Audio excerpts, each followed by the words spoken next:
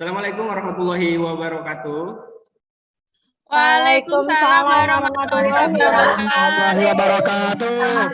Apa kabar nih semuanya? Pada sehat nggak nih? Siapa? Alhamdulillah baik, sehat Pak. Ya. Agak serah-serah basah Pak. Galau juga Pak. Ada yang galau, ada yang bahagia, tapi muka-mukanya kelihatannya fresh semua ya pagi ini. Kayaknya lagi pada bahagia. Semoga semuanya selalu sehat dan selalu bahagia. Itu kunci utamanya. Amin. Ya. Amin. Ya. Amin Baik. Pak. Nah, sebelum kita masuk ke materi kita, ya, saya mau absen dulu nih. Saya mau lihat dulu satu-satu apakah sudah hadir di meja dan bangkunya nih ya. Saya panggil satu-satu, saya absen ya. Yang namanya saya panggil bilang hadir ya. Ahmad Kusairi. Mana nih Ahmad Kusairi? Ada nggak nih? Siap, ada Pak. Ah, ya, Hadir, ada ya. hadir. Hadir. Aulia Indah.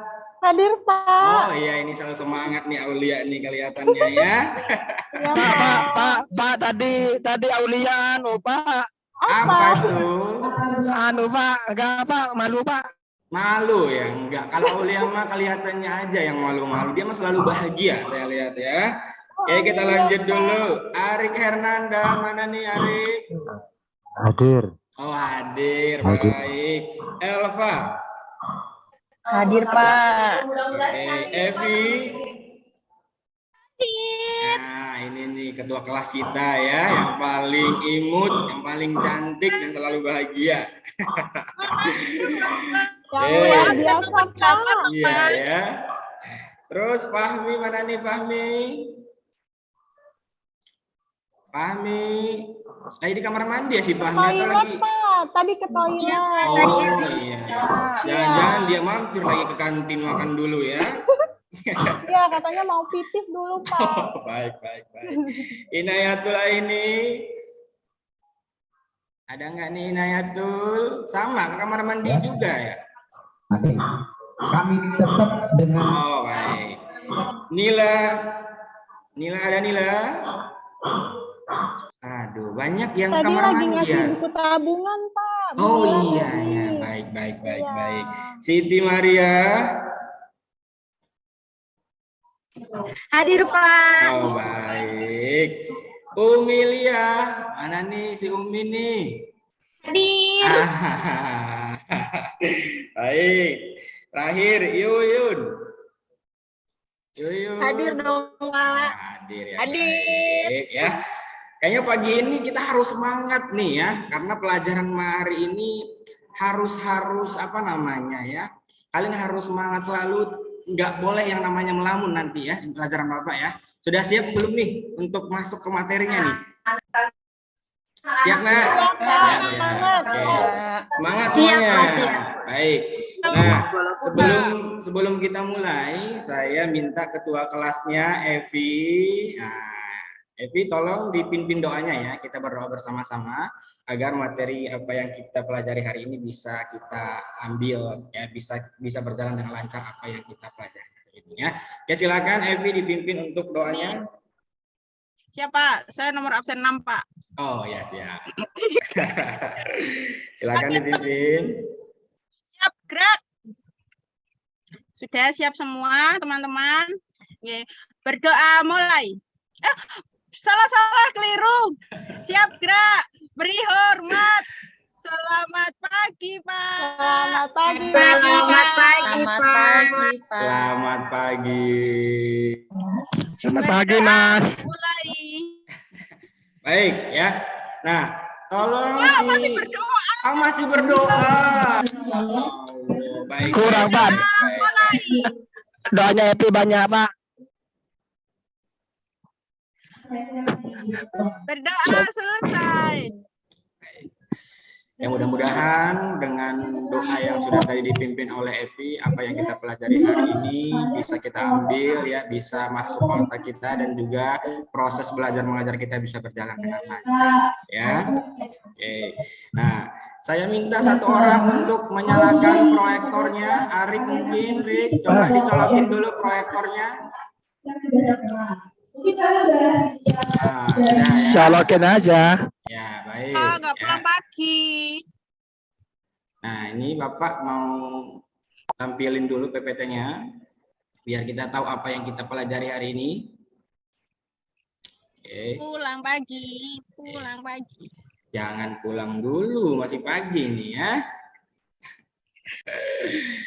Oke, apakah PPT sudah terlihat? Sudah, Pak. Sudah ya. Sudah Pak, terlihat Pak. Baik. Oke, nah Bapak sedikit mengulas kembali apa yang sudah kita pelajari minggu lalu, di mana di pertemuan pertama dan kedua kita sudah membahas mengenai teks ceramah juga. Kalian sudah menganalisis kaidah kebahasaan dan juga strukturnya ya. Saya lihat kemarin tugas kalian juga sudah sempurna ya, artinya kalian juga sudah paham apa strukturnya dan apa saja jenis kebahasaannya ya. Jadi kalian sudah harus bisa nih di pelajaran sekarang ya. Sekarang kita tetap akan membahas teks ceramah, tapi tidak lagi untuk menganalisis struktur dan kaidah kebahasaannya ya. Yang sekarang kita pelajari adalah, nah sekarang kita lihat dulu kompetensi dasarnya. Coba Indah dibacain. Nah, coba dibacain dulu, jangan tidur Indah, si pagi nih. Yuk, Iya, Pak. ayo dibacain. Saya baca ya, Pak ya. Ya, Indikator IPK dan tujuan. Kompetensi dasar 4.6 mengkonstruksikan ceramah tentang permasalahan aktual dengan memperhatikan aspek kebahasaan dan menggunakan struktur yang tepat. Indikator pencapaian kompetensinya yang pertama 4.6.2 membuat teks ceramah dengan memperhatikan isi, struktur, dan kebahasaan.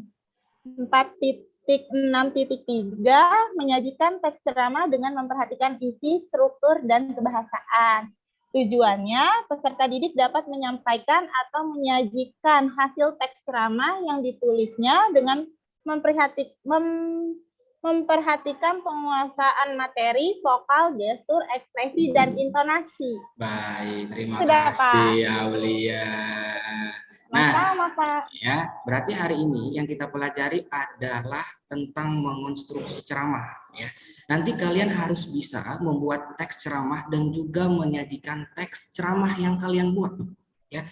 Nanti ketika menyajikan teks ceramah yang kalian buat, kalian harus menguasai materi. Terus harus menggunakan vokal yang jelas, gestur, ekspresi, dan juga intonasi ya. Nanti kalian akan mencoba nih ya berceramah di depan teman-teman kalian. Nah, tapi ini sebelum kalian berceramah di depan teman-teman kalian, kita akan menyusun dulu terlebih dahulu ya.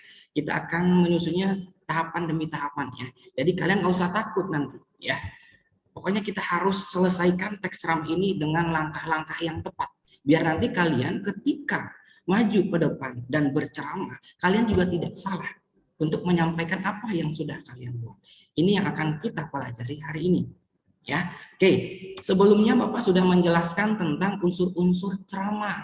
Ya, di sini ada 5 unsur. Minggu kemarin juga ini sudah Bapak jelaskan di kalian. Ya, mudah-mudahan kalian sih tidak ada yang lupa ya. Di mana unsur-unsur ceramah itu ada 5. Yang pertama ada yang disebut penceramah, ada pendengar, ada materi ceramah, ada metode ceramah, dan ada media ceramah yang kita gunakan. Ya. Nah, di sini kalau misalnya salah satu unsur dari ceramah ini hilang, mungkin akan aneh ya. Misalnya ada pendengar tapi nggak ada penceramahnya. Aneh kan? Nanti apa yang kita dengar gitu ya. Nah, sama halnya kita berceramah nggak ada pendengarnya juga demikian pula ya. Percuma ya. Jadi inilah unsur-unsur yang harus kita penuhi di dalam berceramah. Ya, ada penceramahnya. Nanti berarti kalian nanti yang jadi penceramahnya ya. Ada pendengarnya. Pendengarnya berarti teman-teman kelas kalian. Ya, ada materi ceramah nanti akan kita buat. Metode ceramahnya apa yang kita gunakan dan medianya apa nih yang kita gunakan.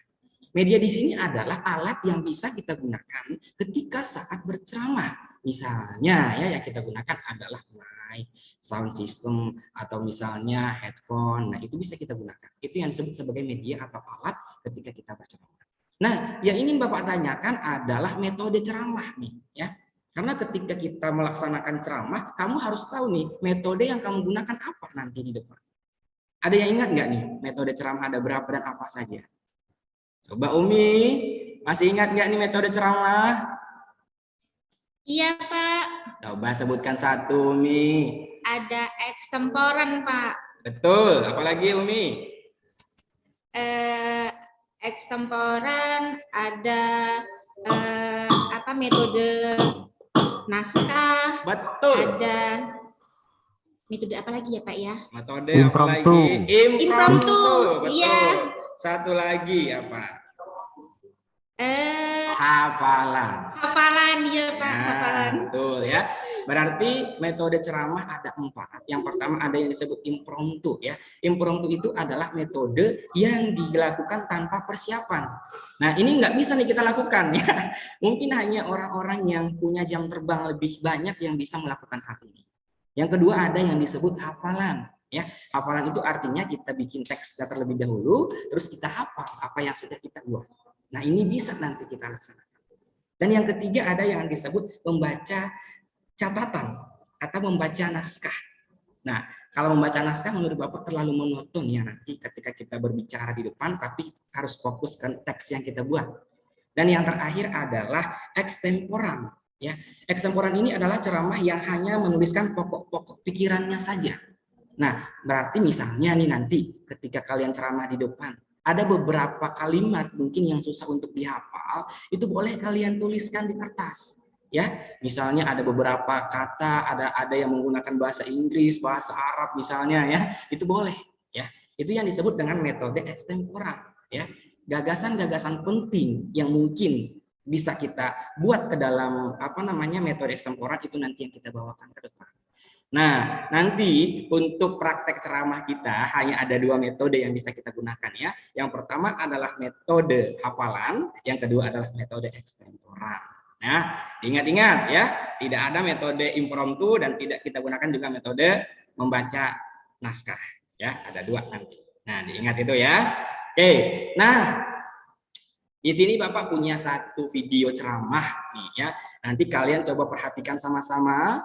Siapa nanti yang penceramahnya, terus kira-kira pendengarnya untuk siapa ini, terus materinya tentang apa, terus metodenya kira-kira apa nih, dan medianya apa yang digunakan dalam video tersebut. Ya, dalam video ini yang menyampaikan ceramah adalah orang-orang terkenal nih ya. Kalian tidak asing nanti melihatnya, ya. Pasti kalian sudah kenal mukanya ya.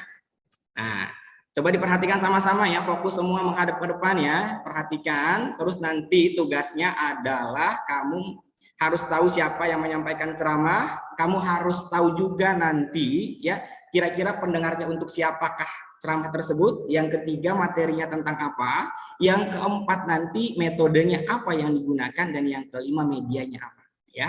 Kita lihat unsur-unsur ceramah yang 5 tadi ada enggak nih di dalam video tersebut. Ya, sudah siap belum nih untuk menonton videonya? Siap Bapak. Siap ya, oke. Siap, Pak. Bapak putar videonya ya, perhatikan sama-sama.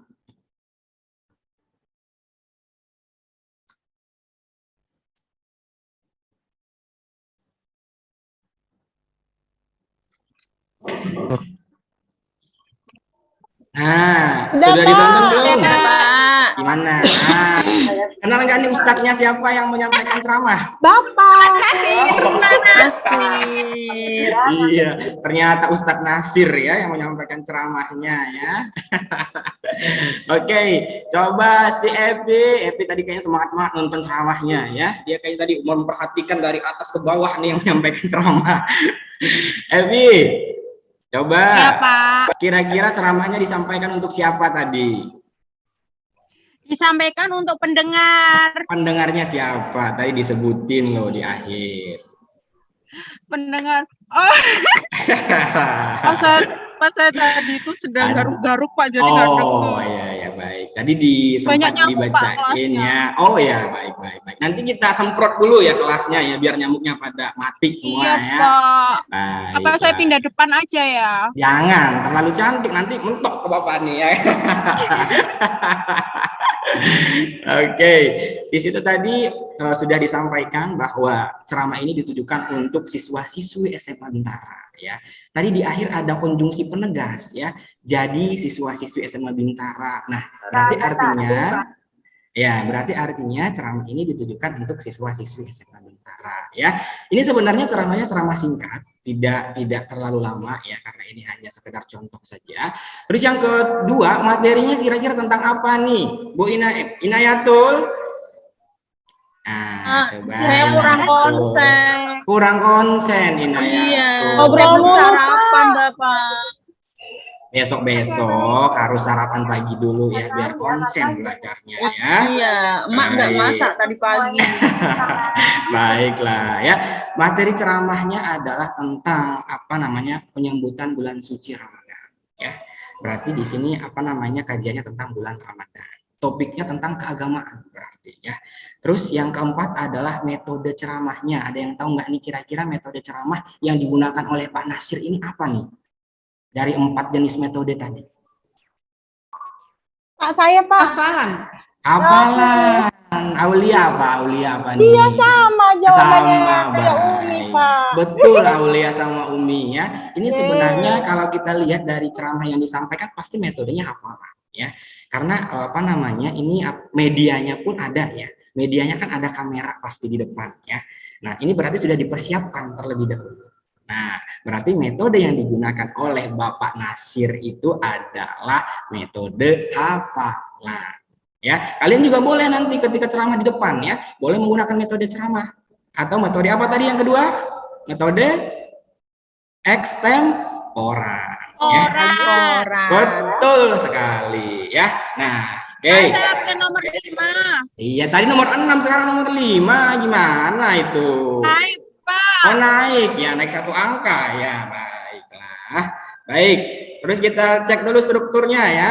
Bapak coba tanya lagi nih, walaupun minggu lalu sudah kita bahas, kalian juga sudah menganalisis nih teks gitu ya. Nah, Bapak coba ulang lagi biar kalian masih ingat ya. Di mana struktur teks ceramah itu ada 3 ya. Ada yang disebut pendahuluan, ada yang disebut sebagai isi, dan ada yang disebut penutup. Tesis, argumentasi, dan juga penegasan. Ya, jangan lupa nanti ketiga ini ya. Kemarin hasil analisis kalian sudah bagus. Nah, di pendahuluan biasanya kita mencantumkan isunya apa, permasalahannya tentang apa, dan pandangan umumnya kita sebagai penulis teksnya tentang apa. Ini masih bersifat umum ya. Nah, setelah masuk ke bagian isi, baru kita masukkan pendapat-pendapat, begitu juga dengan fakta yang menguatkan pendapat yang kita sampaikan nanti. Itu yang diisi yang kita buat. Setelah masuk ke bagian penutup atau penegas, maka kita simpulkan hasil dari apa yang kita sampaikan tadi di bagian isi dan pendahuluan, kita coba simpulkan di penutup. Yang kita sebut sebagai rangkumannya sedikit ya. Nggak usah banyak-banyak, sedikit saja. Nah, itulah strukturnya, harus diingat ya. Oke, terus kita lanjut lagi. Nah, kaidah kebahasaannya masih ada yang ingat nggak nih? Coba saya tanya lagi. Jangan-jangan seperti tadi, ada yang nggak konsen, ada yang ngantuk, ada yang garuk-garuk tadi ya. Sampai videonya tadi lupa dia tuh ya. Oke, kita coba lagi. Kaidah kebahasaan teks ceramah yang pertama menggunakan kata ganti pronomina. Apa itu pronomina? Masih ada ingat nggak? Saya, Pak. Oh, Inayatul, udah konsen berarti ya? Apa Inayatul? Iya, Pak. Pronomina itu kalau tidak salah kata ganti orang ya, Pak ya. Betul sekali ya. Jadi pronomina itu adalah kata ganti orang. Contohnya apa Inayatul? Misalnya itu Anda. Betul. Beliau. Nah, ya itu contohnya. Itu berarti nanti ketika kita ceramah kita boleh menggunakan pronomina di dalam teksnya kita. Misalnya kata hadirin itu juga pronomina, atau misalnya kata saya, kata aku, itu bisa kita gunakan nanti. Ya, itu yang disebut pronomina. Terus yang kedua, menggunakan kata-kata teknis. Ini berkaitan dengan topik nanti yang kita kembangkan menjadi sebuah teks ceramah. Ada yang bisa nggak menyebutkan satu contoh kata teknis nih? Kalau saya kasih topik tentang kesehatan, nah siapa nih yang bisa menyebutkan satu kata contoh teknis nih? Kata-kata teknis tentang kesehatan. Imunisasi, Pak. Imunisasi, betul Maria Ulfa ya. Berarti masih ingat. Kita lanjut ketiga ya. Menggunakan kata kerja mental. Nah, ada yang tahu nggak pengertiannya apa? Kata kerja mental itu apa? Nah, lupa nih kalau kata kerja nih susah nih Respon kayaknya. ya Pak. Apa? Sikap seseorang ya Pak. Betul, ekspresi lebih ke situ Iya. ya. Jenis kata kerja yang mengekspresikan biasanya ya, sikap atau respon seseorang. Itu yang disebut sebagai kata kerja mental ya. Terus menggunakan hubungan argumentasi. Apa yang disebut hubungan argumentasi? Sebab Sebab akibat. Betul Aulia. Aulia ingatannya luar biasa ya. Yang lain harus dicontoh nih, jangan cuma diam aja ya. Ayo harus aktif biar nilainya bagus nanti ya. Terus yang Iya, kelima, mengalami Bu Evi, Pak. bagus itu ya buat prestasi nantinya ya Aulia ya. Yang kelima menggunakan kata kerja persuasif. Nah, persuasif itu apa sih? Ada yang tahu nggak? Persuasif. Ajakan ya Pak. Ajakan. Aduh Aulia lagi nih ya. Kayaknya nilainya bagus nanti Bapak bikin ya. Nih, oke.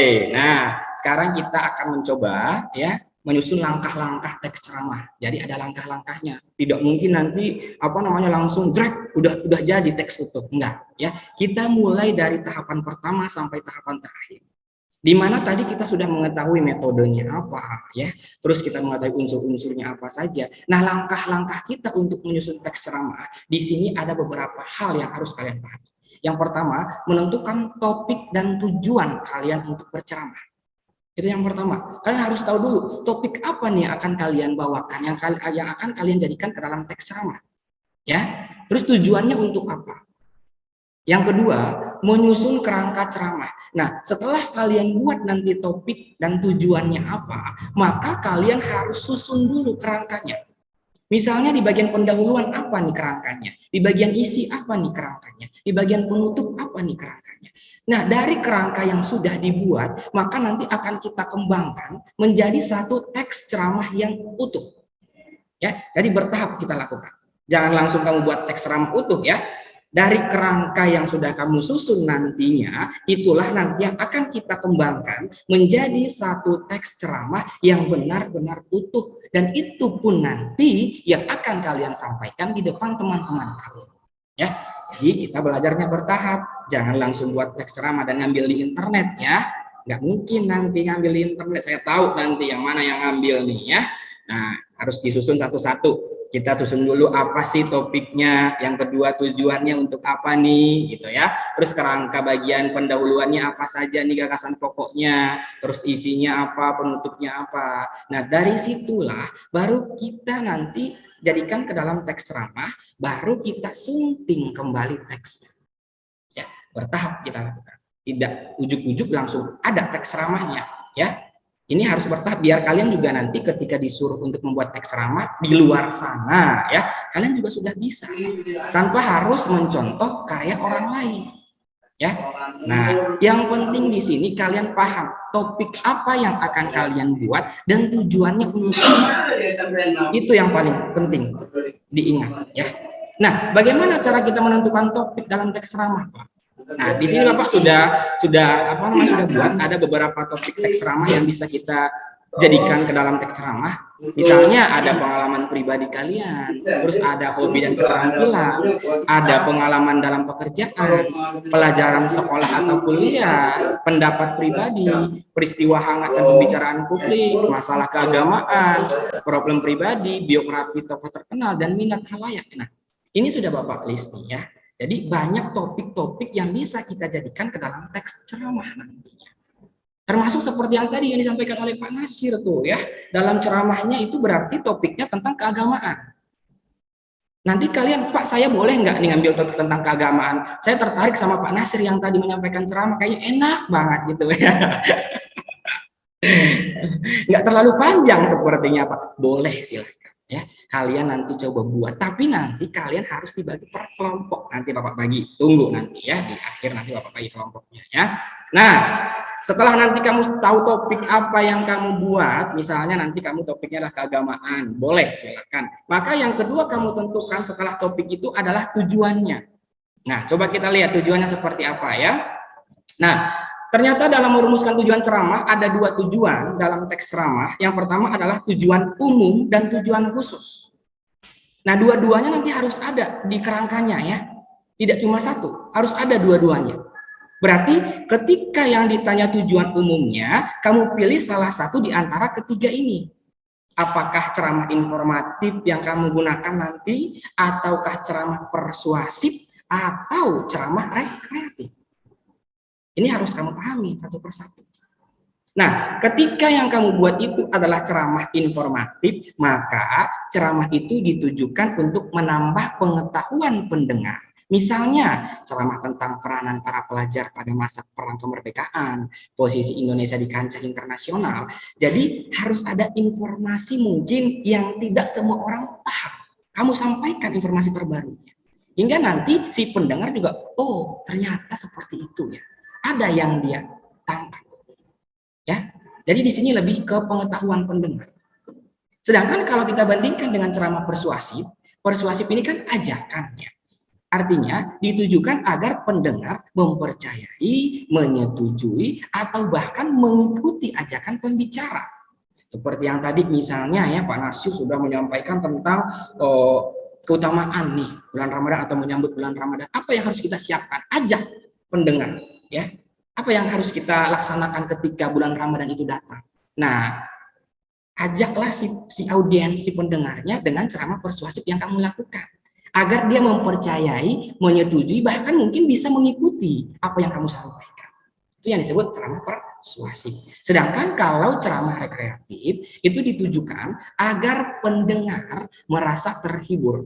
Nah, berarti di sini harus ini nih ya, harus apa namanya, harus lucu nih. Kalau Evi kayaknya nih, kalau Evi bisa nih buat ceramah yang lucu nih ya kan, biar kita bisa tertawa ya. Nah, kalau ceramah rekreatif ini ditujukan pendengar merasa terhibur karena itu ceramah ini banyak diwarnai oleh humor, oleh anekdot ataupun guyonan-guyonan yang memancing tertawa pendengar gitu ya. Tapi tetap ya intinya adalah ceramah, bukan stand up komedi, beda ya. Tapi di sini yang harus diluruskan adalah apa yang kamu sampaikan itu tetap dalam materi teks ceramah, tetap dalam teks ceramah, tapi di sini memang mungkin ada beberapa humornya, ada anekdotnya ya, ada guyonan-guyonannya untuk memancing audiens ya. Nah, ini nanti yang harus kamu pilih salah satunya ya. Apakah nanti ceramah yang kamu gunakan itu informatif, ataukah nanti ceramahnya persuasif, ataukah nanti rekreatif. Nah, nanti kamu pilih salah satunya ya. Nah, sedangkan tujuan khususnya apa sih Pak Nasir? Saya belum paham nih. Nah, kita coba bahas sama-sama ya. Nah, sedangkan tujuan khusus itu ialah tujuan yang merupakan rincian dari tujuan umum ternyata ya. Tujuan khusus lebih informasional, lebih jelas dan terukur dalam pencapaiannya. Nah, coba kita perhatikan contoh yang di sampingnya ya, biar ada gambaran untuk kalian. Nanti akan saya suruh kalian nih ya, suruh kalian untuk mencari topiknya tentang apa, tujuan umumnya apa, tujuan khususnya apa. Nah, kita lihat sama-sama ya contohnya ya. Di sini topiknya tentang keragaman budaya daerah ya. Tujuan umumnya informatif ya. Ini typo nih kayaknya ya. Ini informatif. Ya, ini informatif atau memberitahu. Terus di sini tujuannya ya, tujuan khususnya pendengar mengetahui bahwa yang pertama, waduh kayaknya Aulia sudah mengantuk nih ya. Padahal saya udah semangat banget nih dari pagi ngejelasin ya. Jangan ngantuk dulu. Nah, ya semangat lagi belajarnya ya. Oke, untuk tujuan khususnya yang pertama setiap daerah memiliki budaya yang khas. Yang kedua, dalam budaya daerah terdapat nilai-nilai kehidupan yang bisa kita petik. Nah, ini salah satu bagian dari apa namanya tujuan khususnya. Nah, coba perhatikan dari topiknya, tujuan umumnya, tujuan khususnya. Kira-kira kalian bisa nggak nih buat contoh seperti ini nanti? Bisa nggak? Insya Allah bisa, Pak. Oh, bisa lah Aulia pasti. Yang lain juga harus bisa, jangan cuma Aulia doang yang bisa ya. Ari, Evi, Saya nomor absen 5. Ya. Absen 5 ya, nggak 67 ya. Nah, jangan berubah-ubah absennya ya. Susah nanti saya bikin nilainya ya. Nah, oke. Berarti nanti sudah harus pada bisa ya. Nah, sekarang Bapak punya video lagi nih, satu lagi video. Nah, tugas kalian adalah Evi jangan garuk-garuk lagi. Ya, kamu harus kerjain ini Evi ya. Terus Inayatul jangan ngelamun lagi ya, kamu harus tahu nanti ya. Umi jangan terlalu stres Umi ya, harus semangat Umi ya. Oke, nah berarti tugas kalian. Iya Pak. Mantap ya. Berarti tugas kalian setelah mendengar video ini adalah menentukan topiknya tentang apa, yang kedua tujuan umumnya apa, dan tujuan khususnya apa nanti. Nah, yuk disiapkan dulu buku tulisnya, nanti dicatat dulu, atau mungkin yang langsung bisa mengambil menyimpannya di memori otaknya boleh ya. Tapi kalau yang mau nulis juga boleh, biar nanti nggak lupa ya. Oke, Bapak putar videonya ya, kita tonton sama-sama.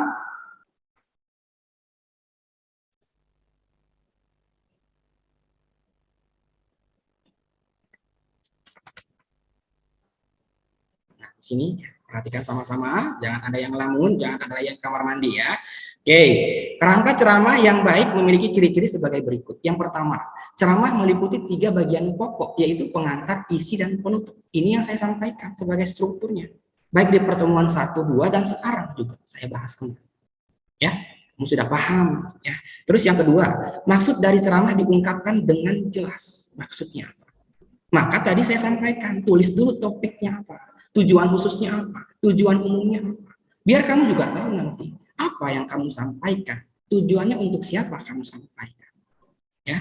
Terus yang ketiga, setiap bagian dalam kerangka ceramah hanya memiliki satu gagasan. Ya, harus satu gagasan. Jangan ke lain hal. Kalau misalnya yang kamu bahas bulan Ramadan, ya bulan Ramadan yang kamu bahas.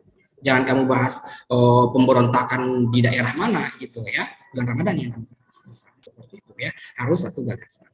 Terus yang keempat adalah bagian-bagian dalam kerangka ceramah harus tersusun secara logis dan sistematis. Itu yang kamu buat nantinya ya.